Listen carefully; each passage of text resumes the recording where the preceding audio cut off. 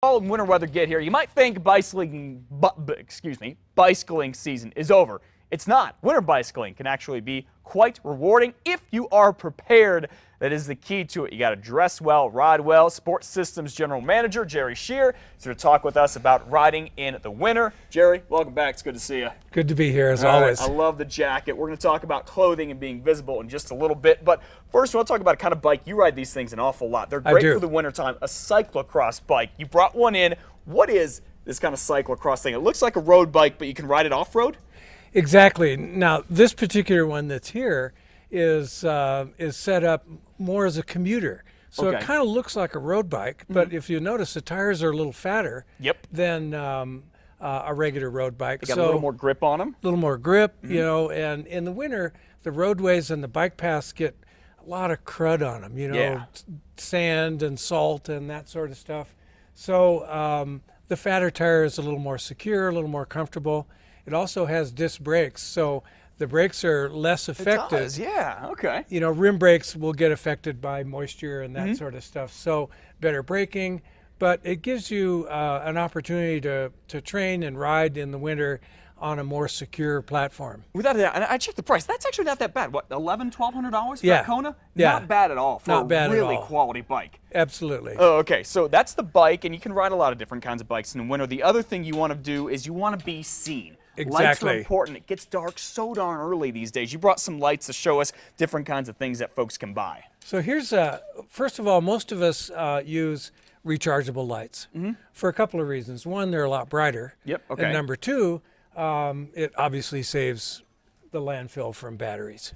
Very good. Okay, so there's a pretty cool little combo there. Okay, what does this run here? 129. Okay, and these ones they're rechargeable and they'll last for quite a long time if you keep recharging the batteries. You bet. And those have helmet mounts and a tail light, rear light. Okay. This is the real bad boy. Okay. What's in this little kit you brought here? This has a 1,000 lumen headlight. Now, I have the last year's version of this that I rode all winter last year. Gotcha. And I've had people actually flash me with their brights.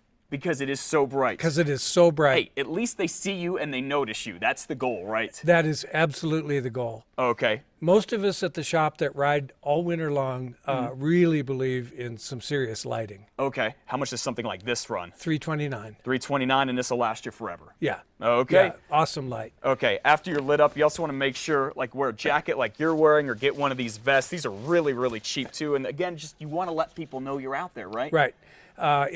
Being seen is critical. Yeah. And so I actually find riding at night, for example, I get people that go much wider around me and give me a wider berth. Good. And I think it's because we're really visible, everything's reflective, and then we'll talk staying warm. Absolutely, yes. Because it's cold in the winter. It's really cold. Like, it's easy for me to run in the winter. I can warm my body up, but I always struggle to stay warm cycling in the winter. It's almost like I can't produce enough body heat for some cooler temperatures when you get down to, say, like the low 40s or the upper 30s. Right. Okay, what do you have with us? We need to keep the heat inside, so if we start, you know, socks are a good thing. These craft socks are actually up over the calf.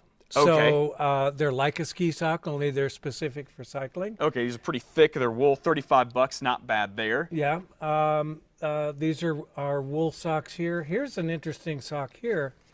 This is a wind stopper sock.